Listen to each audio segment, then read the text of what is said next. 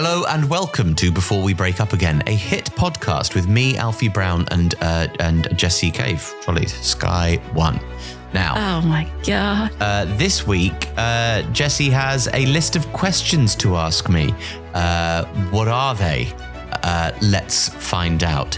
We have a Patreon whereby we've got an assortment of very special things at the moment, including a story of my cancellation. So if you've wondered about the story of my cancellation and would like to know more, then Jessie has insisted that it gets put behind a paywall. So that's where it is. Just because I cry quite a lot. Just because Jessie cries and I slag off somebody by name, but I will have actually cut that. So sorry, you don't get that juice, listener. But you do get other juice, £4 a month, unless you have more money, in which case more. Please like the podcast, please subscribe to the channels, please leave reviews. If you want us to keep going, please share it on your social media. It all helps, and we're trying to grow this podcast because we'd like to make it a bit more of a living than it currently is. And we'd love to start. I think that was a bit desperate. It's not desperate, it's just what everybody does. Everybody's desperate. We're all out on our own. We don't have a company working for us. We're all just trying to make a fucking crust of bread in this shitty world. Okay. So will you please like, subscribe, share, do everything. Please, I beg you. This chair is very squeaky. Beg you. This is Before We Break Up Again. That is squeaky. Have you ever seen a film called Love Potion No. 9? No. With Tate Donovan and Sandra Bullock? It's Tate Donovan Joshua. Tate Donovan plays the character Joshua in Friends. He has a number of other roles throughout his career, including the lead in a film called Love Potion No. 9, which is about a nerdy, romantically down on his luck biochemist who goes to it's described in the film bio as a gypsy. I didn't decide to say that.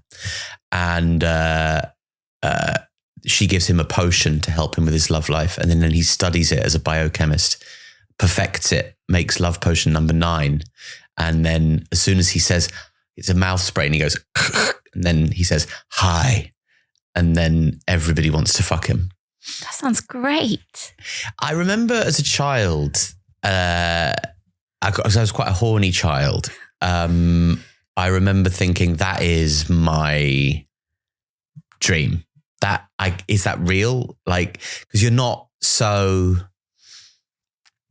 across everything at that age to know whether or not these fantasy films could have some replica in reality. And I thought, oh my God. But of course it's, these women didn't consent to feeling this way in a sense. So it's deeply problematic now. Deeply unethical. Here we go. So obviously, how are you feeling?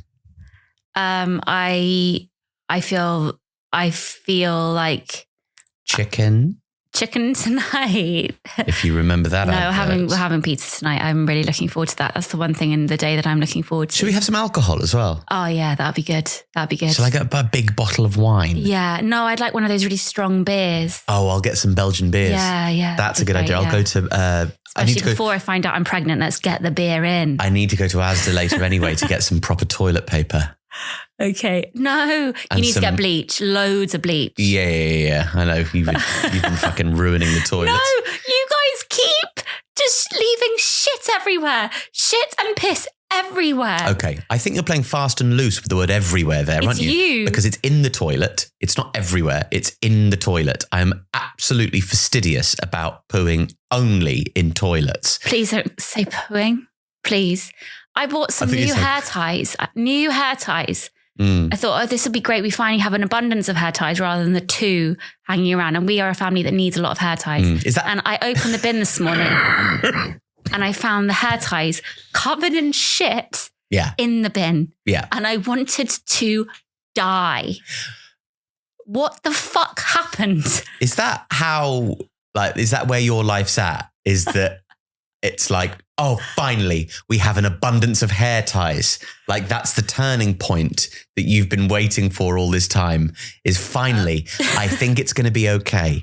We have an abundance of hair ties. I would just quite like that it was stuck to the sticky bit of the wet wipes and I was wiping our youngest child's ass and the sticky bit had attached itself to the new hair tie.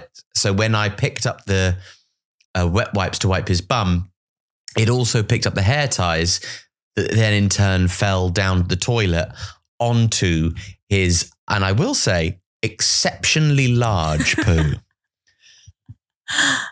No, it's not that I want an abundance of hair ties. I just want to be able to reach for something in the house one day and for it to be there, like the toilet paper not being shredded by the dog, or there to be like hand soap rather than just this empty bottle that we just keep, that we don't have a stock. We live by, we don't ever organize ourselves. Let me tell you about a big shop. One of your habits that I find rather charming is when there is a tiny bit of soap left in the soap dispenser, you will fill it with water and then have watery... Just a little bit. Just to prolong the lifespan of the carrots. At the end of a tube of toothpaste, you'll cut the tube of toothpaste in half so you can scrape out the bits of toothpaste inside. Not just toothpaste either, moisturizer, everything. I'm waste not. I'm a stingy bitch. Want not.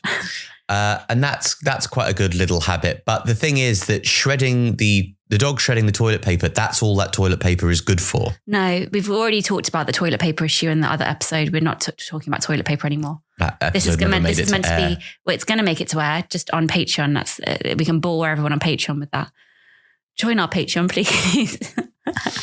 So this episode is curated by me.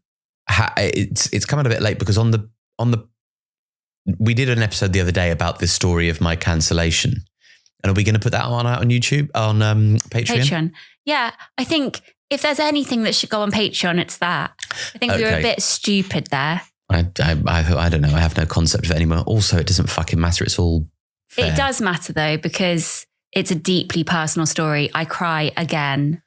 I think it's a really detailed, complex, difficult story that probably would not survive that well on YouTube. I think we would get a lot of I think you're thinking about olden times. I think it's all fine now. Maybe, but it filled me with such a panic last night as you were away that I did contemplate just secretly logging in and deleting everything that we'd ever done. You don't have the passcode? I think I could guess it, knowing you. Go on, what do you think it is? I'm not going to do that live. Well, no, I just won't tell you if you got it right. No. Anyway, so this is going out slightly late for our Patreon supporters. And given that I have cried in the last 2 episodes that we have recorded that have been on Patreon, I think we've just had a walk around the park with the dog. I said that I wanted to run away. And I think that declaration did make me feel slightly right. I just have to make a change now and be a little bit more positive, because it's I am such a fucking drag and I hate myself. So I think this episode is my attempt to, that's just because the key to happiness is to be selfless. That's what I think. The key to happiness is to be selfless. Yeah, to just not think about yourself. And I think I'm so swarming with just self-hatred and analysis that it's time for me to just be like, right, how can I just go outwards? I think it's time for me to join a church. That's an interesting point. Not the church thing. That's of course insane. But the point that self-hatred is self-important. I think I do have a level of that. I think that I think not a day/hour goes by where I don't think, why the fuck is it like this? And that does have an element of somebody else has done that to me. And like when you say this, a victim thing. This, what do you mean this? The lack of the failure, the amount of failure in my life. Again, yeah, that's a sort of subjective and negative reading of what other people might view as a circumstance with lots of successes. Yeah, but the successes can measured. The successes measured don't amount to much. You know, if there was tangible successes, I would be like, okay, well, I am just a negative person and I have succeeded in lots of ways. But there is very little that I can measure my successes by. And the same for you. And I would be nice to flip that and to be really proud of some of the things that we've done. But I think it's just been a few too many years of just wading through shit. Yeah. Well, we tried to take the children for a coffee earlier and it was about an hour and a half round trip. It was the entire duration of the Wicked movie. Yeah. So that's why I said hour and a half. I imagine that's a 90-minute. That's the usual pop film. I think that was a long one. Oh, really? Wicked was a long one. Right. Either way. You're excited about Wicked too, aren't you? I haven't seen Wicked 1 yet. I have no interest really. No, you do. I don't like Cynthia Erivo really. And I don't. What about Ariana? I don't particularly like Ariana Grande either. I like Jonathan Bailey though. He is he's just one sexiest man alive. Yeah, and he's gay. Fucking sexy man. He's so good as well. There was a thing about that in him and Jeff Goldblum, and he was all proud because he was like the first gay man to win World's Sexiest Man. Or did Jeff Goldblum win number 2? No, he was just sat next to Jonathan Bailey. Right. But Jonathan Bailey, good height for a man. What is he? Same as me. That's why I said it. He seems shorter than you. He does seem shorter than me, don't he? But I think I just seem taller because I have such a wealth of charisma. You're shrinking by the day, aren't you? I am shrinking by the day. But Jonathan Bailey and who we saw in Company, Stephen Sondheim's Company. So good. And he did a rather wonderful Not Getting Married Today that didn't steal the show, but might have if Patti LuPone hadn't been singing Ladies Who Lunch. Anyway, sorry, we were away. We tried to go for a nice walk and it was a nice walk back.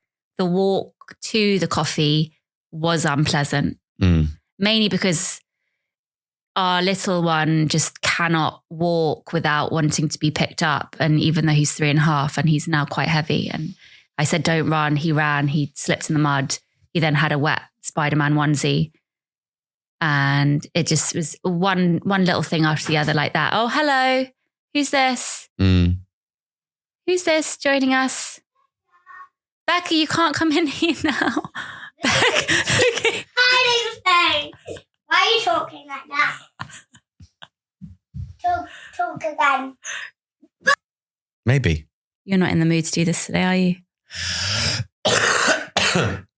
We just did it yesterday, so I'm just trying to G myself up for whatever this is. And anyway, you've got a list of questions. I've got some questions for you that I thought would, rather than talking about our general lives right now, which we both are quite prone to. I don't know.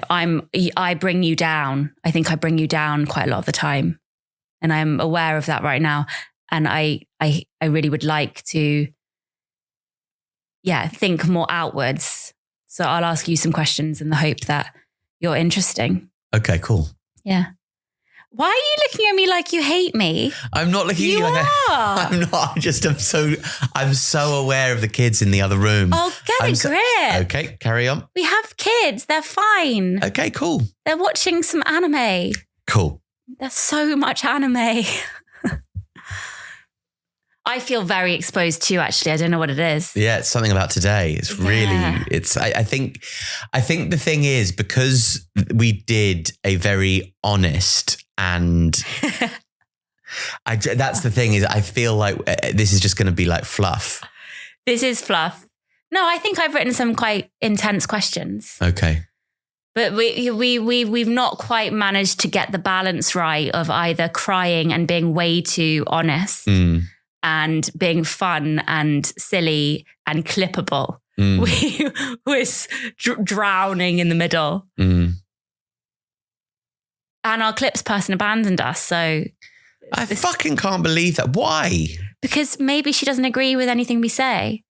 What's there to agree? Like, just fuck off. It's your job. Just clip it up. Yeah. But yeah, okay.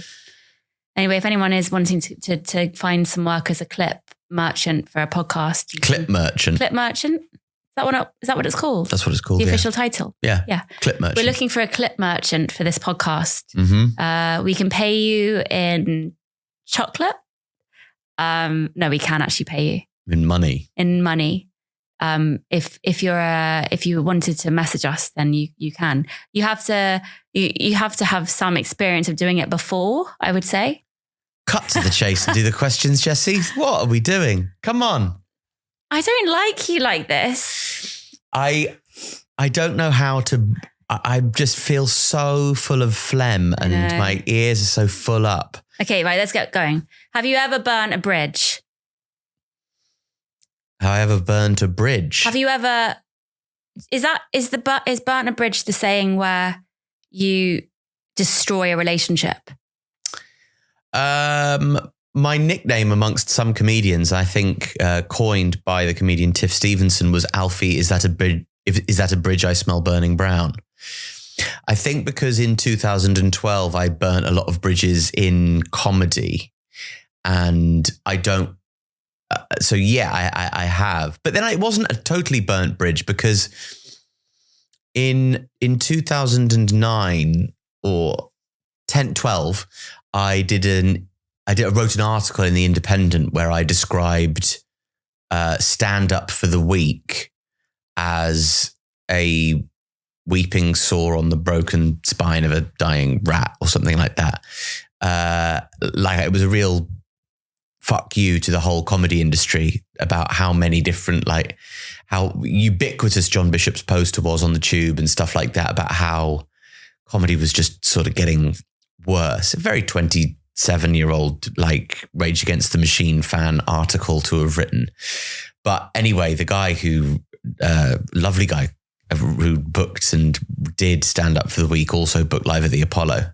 So it took me a long time to pay off the kind of debt and unburn the bridge, rebuild the bridge that I burnt. But do you think that's actually true? Or do you think if you had been more avid on social media and created more of a buzz for yourself, do you think that you would have got booked sooner for that? Well, I think both things are true. I know that it upset him that I did that. Really? And I know that I had to work back a relationship after that. And I did apologize for it and said I was, I was an upstart, a terrible infant. And I you just write whatever you can to get noticed. And it sort of worked for me. Yeah. You were quite bold. Yeah. The first show that I saw of yours was... it was for that show that I wrote. It was for that one, yeah. So that would have been the underbelly. What was it called? Soul for Sale. Yeah. And you had long hair. Long hair. And it was about... And again, I spoke about meeting a guy from Live Nation who now does Adam's tours. And I had a chat with the other day. But he was the guy who said to me, like, because the whole show was based on this premise of a guy coming up to me at an Edinburgh artist bars and at an Edinburgh artist bar and saying, advice, be funny, not clever. Nobody cares how clever you are, which is a haiku. I have no idea what a haiku is. It's just a joke in the show because it's like he's saying advice, be funny, not clever. Nobody cares how clever you are. And then I say that's a haiku. It's a joke, isn't it? Oh, right. Yeah, that's funny. It is funny, yeah. Sorry. Got a round of applause breaking the room. Did it? Yeah.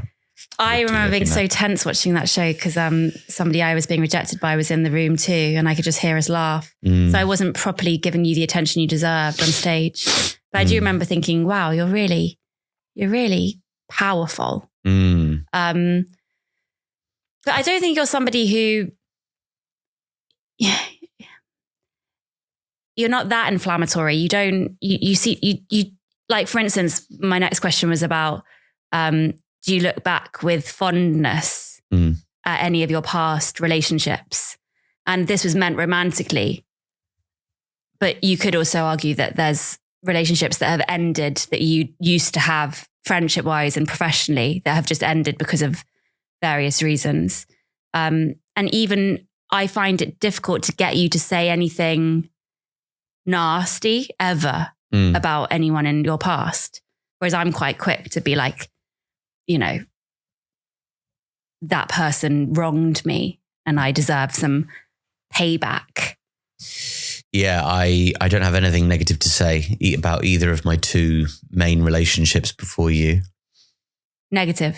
Don't really have anything negative to say about that. It's so weird that, because it kind of, and it's not like so they just ended amicably.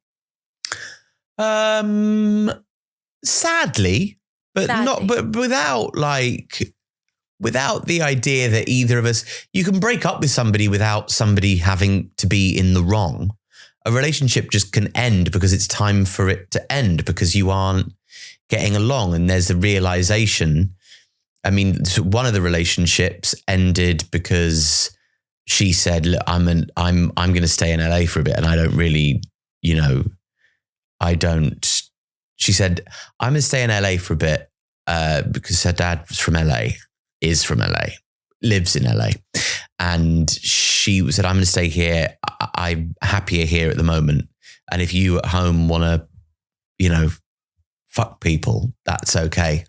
And I went, it sounds pretty much like that's just, you're ending the relationship without fully having the confidence to engage in its finality. And she went, yeah, I am. Yeah. And then we went, okay, so shall we break up? And she went, yeah. And then we went upstairs and had sex, one sort of like as a kind of goodbye. Thanks so much for everything.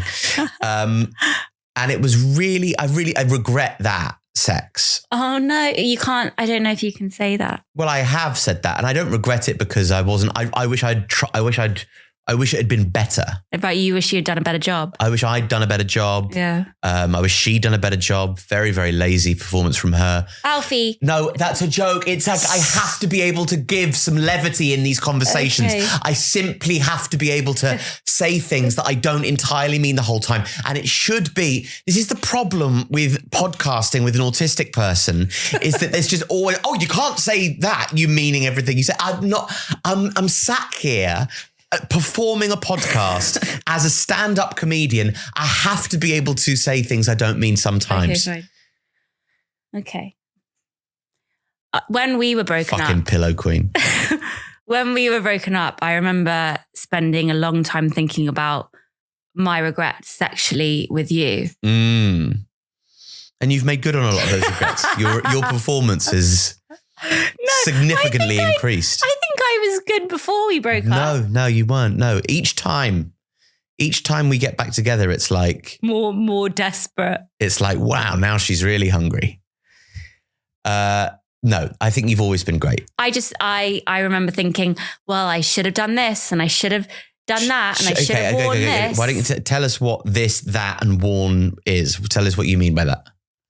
Well, like very early on in our journey together, it was just a massive thing that I couldn't be serious and like look at you as I was doing whatever and stuff like that. And not that you were like, I want eye contact. We've not ever been big on eye contact.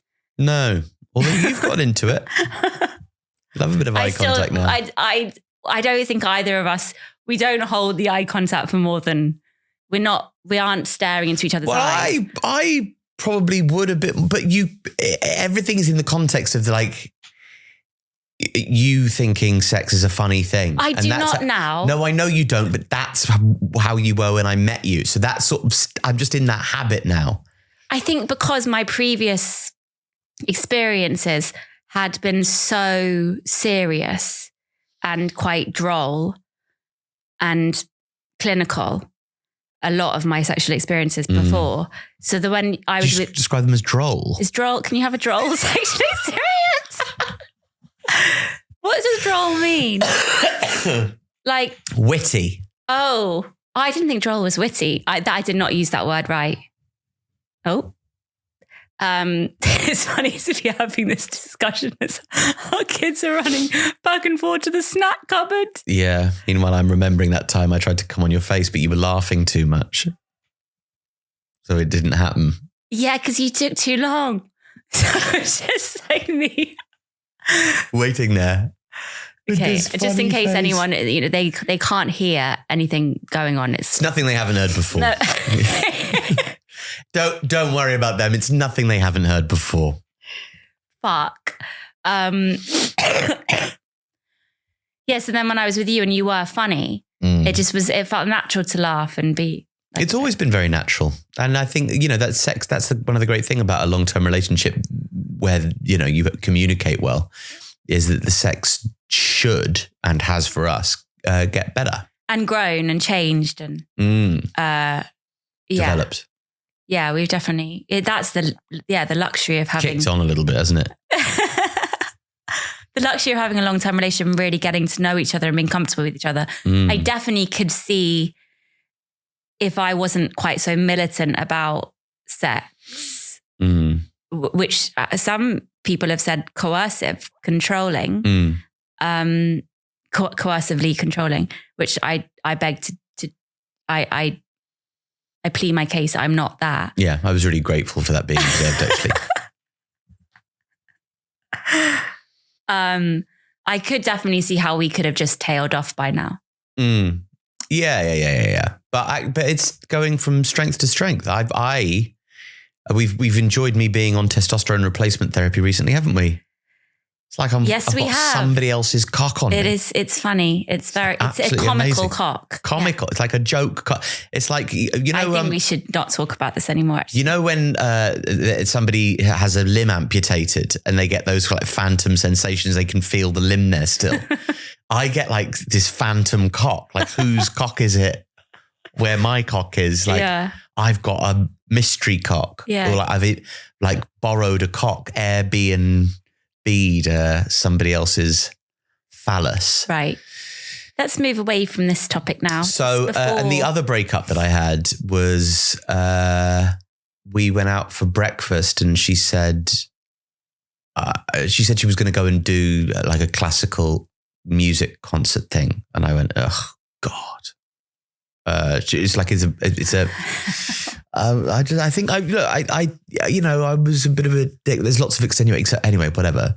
You aren't great though when you're depressed. You're not very good at hiding your disdain for certain things. No, but you're brilliant when you're depressed. You're a breath of fresh air. When you're depressed, it's like everything's just a little bit easier. We all get on a little bit better.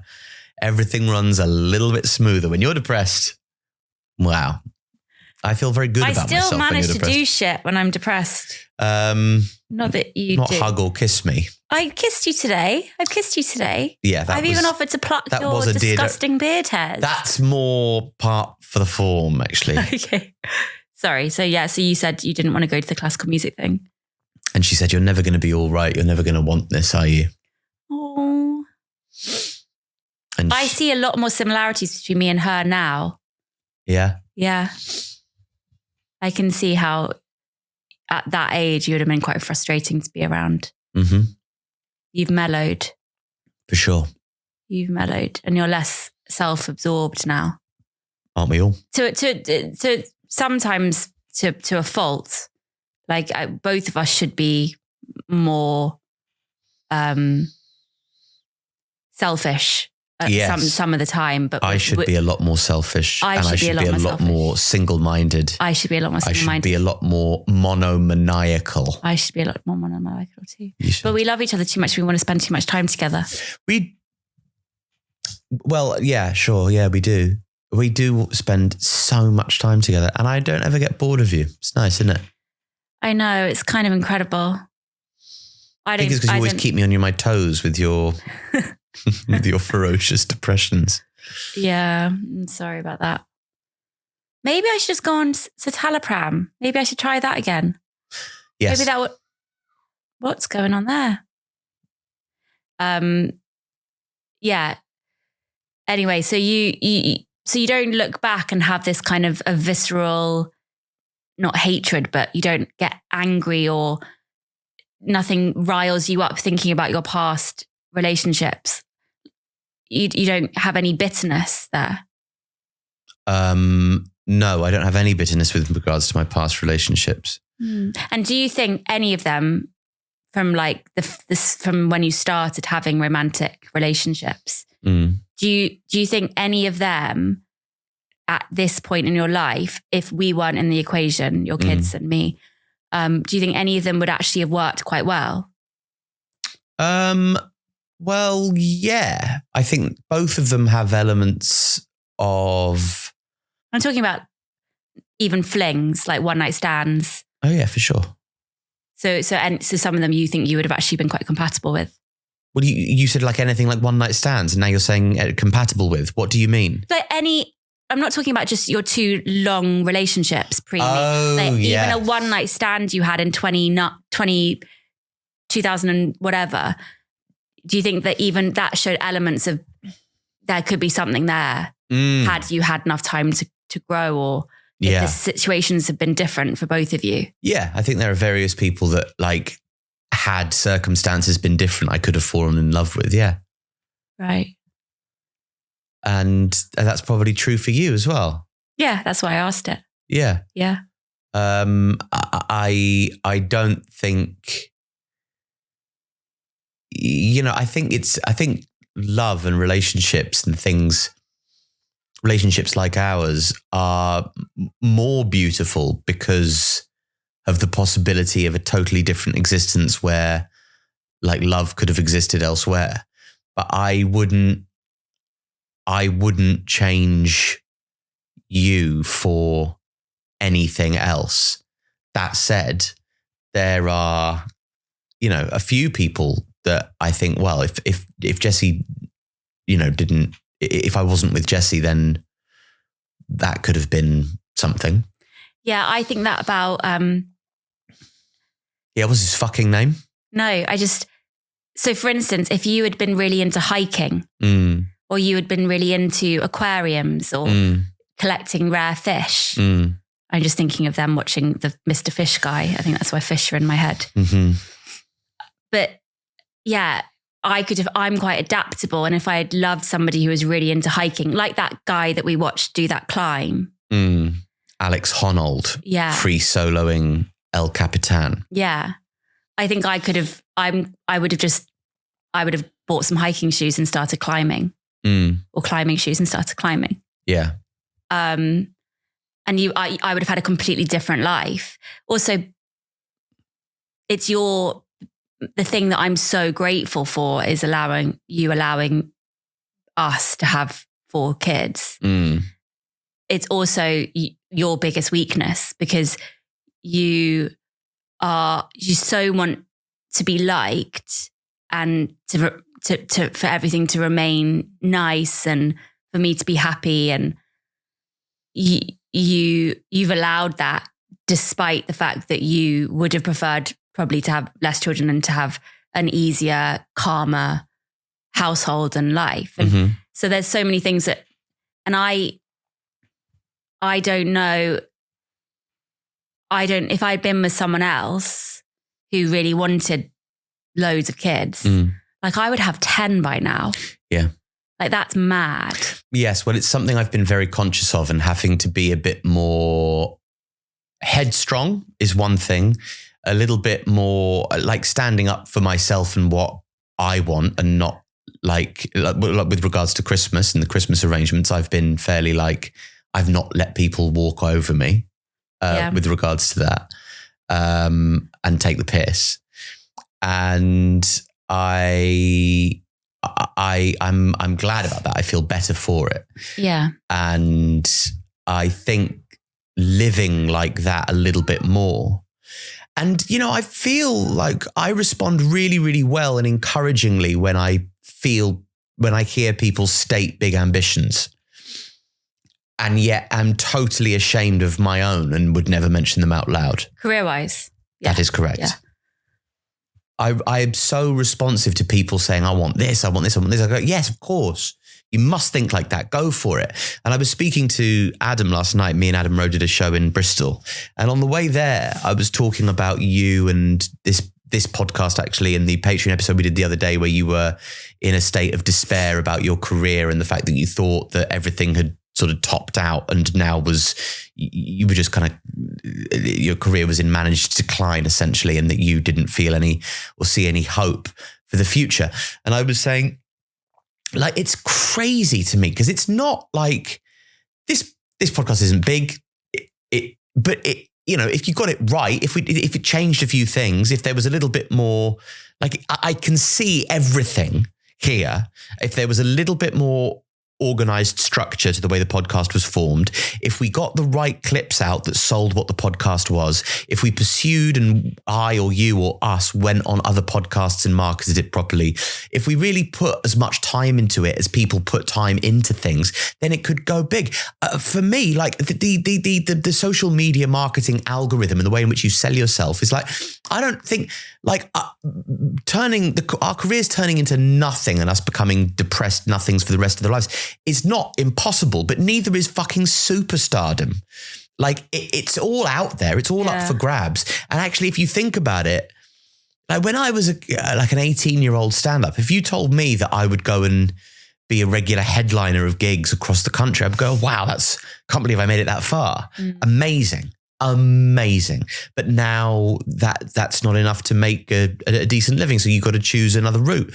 But like, I'm fucking better than a lot of people. It's a case of working it out and finding your way and selling it right. And it's so not impossible. It's so right there. It's so up for grabs. Except both of us are very good at being able to look at everything from a different perspective and think, okay, if we did this and we did this and we did this, we'd be able to do that. This is what I should be doing. This is what I need to do in order to get to this point.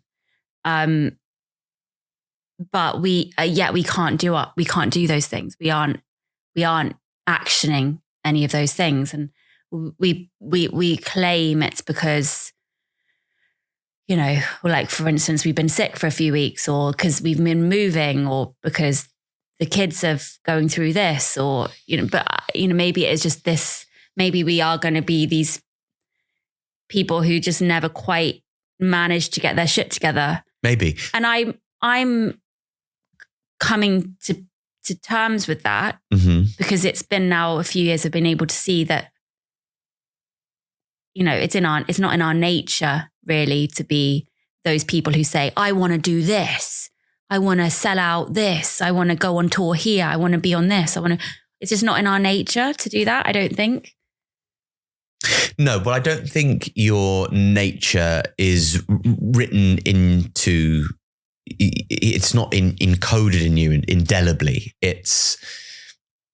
You can shift your nature through time and various realizations, epiphanies, and people have overhauled themselves before. People have changed their ethic. People have developed themselves, and and they've done that through.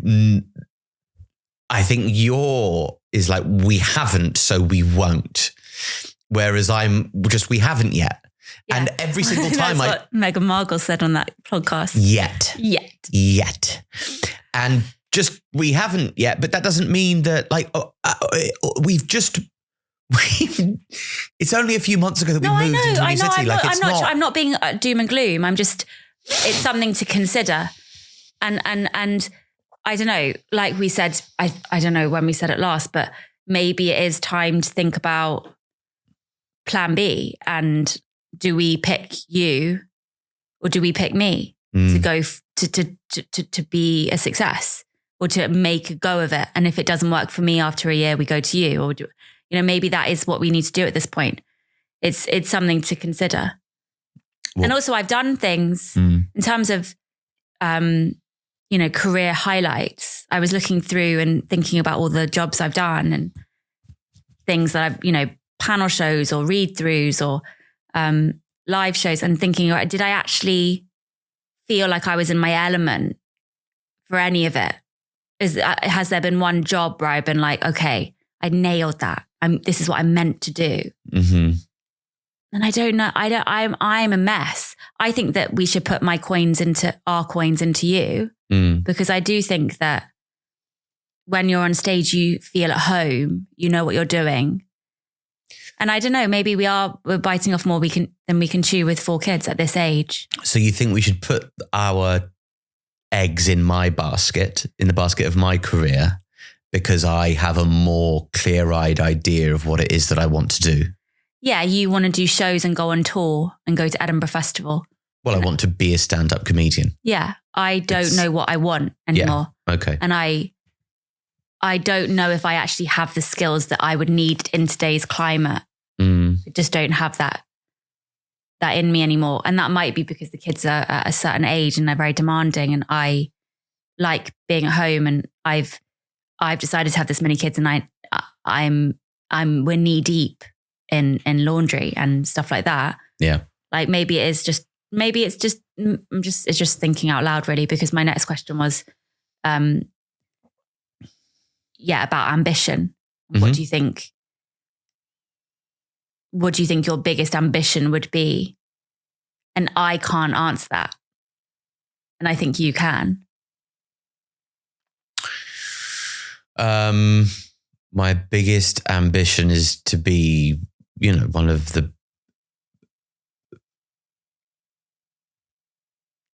you feel embarrassed saying it? No, I don't know what is important to me, but I think it's to create, write, and perform brilliant stand-up that is affecting and enlivening and is important to people. I don't mean like it's really important work. I don't mean like that. I mean like it's important to people.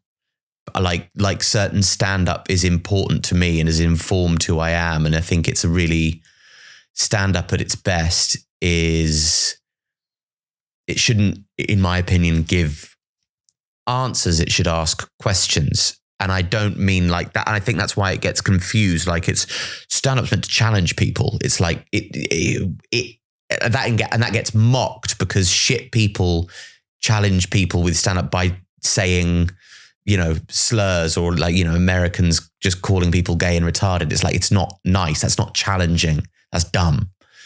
Like they've misunderstood what stand-up that challenges truly means. And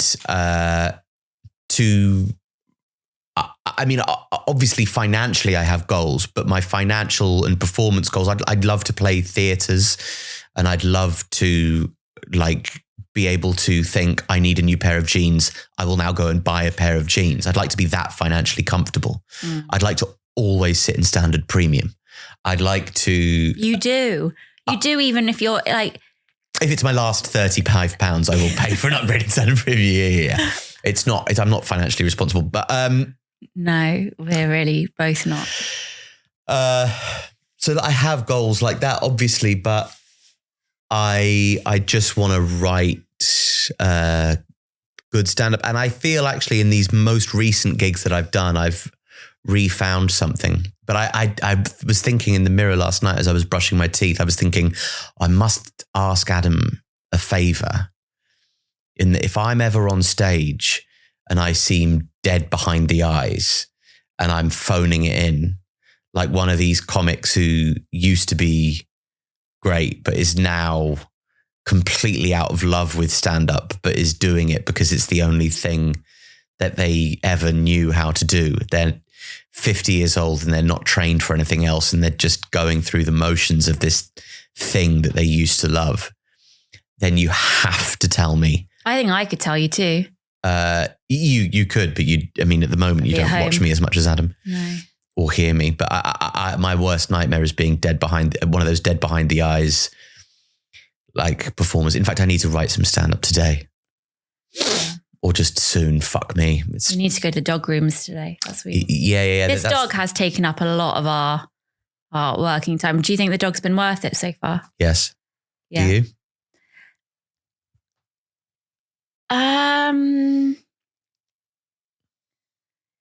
I can't say yes.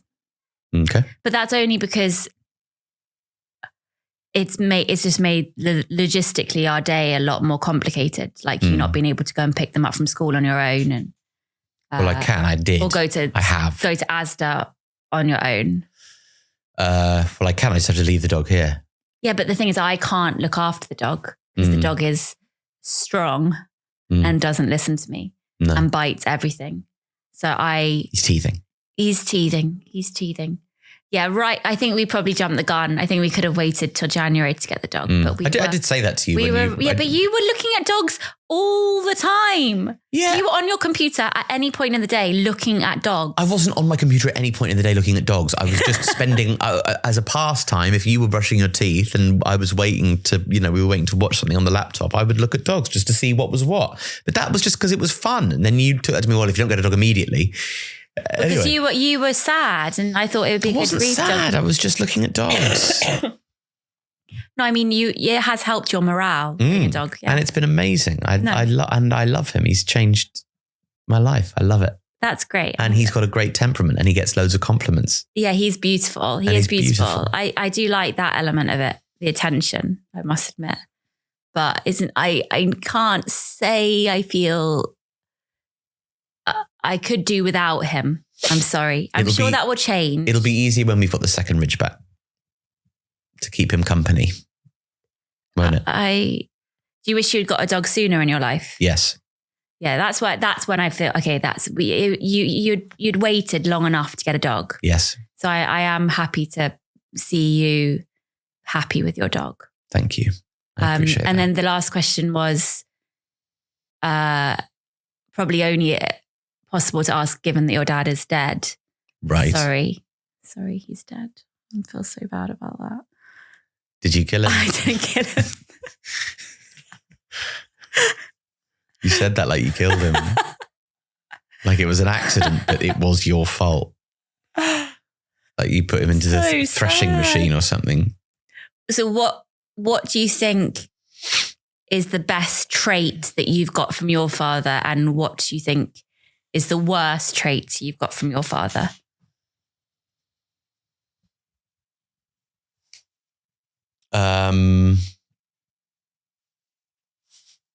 Best trait that I've got from my father is maybe his kindness and his integrity. I don't know, it's not for me to say, but I would aspire to having those. I don't think I have his courage. I think I'm probably closer to him in the kindness and integrity department than the courage, but he certainly had more courage than me, but I'd like to get there. What was where did his courage show itself? Fuck you. Did his courage seem wholly absent from your interactions with him? I just want to know in what way? How was he courageous? You mean in his sickness? Okay. No, guys, just one more minute. No. It just... Okay. So sorry, in what way do you think he was courageous? When he saw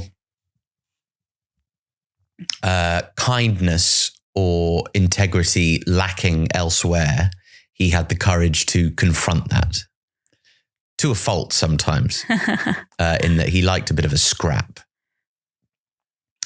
But what do you think the worst trait you got from him, if there is one? My short-temperedness with my children. He was very short-tempered with me when I was a child. But that eased, didn't it, with age? It did ease with his age. I don't know whether it was my age or his age that did that for him, but I think he was a really good parent to a man.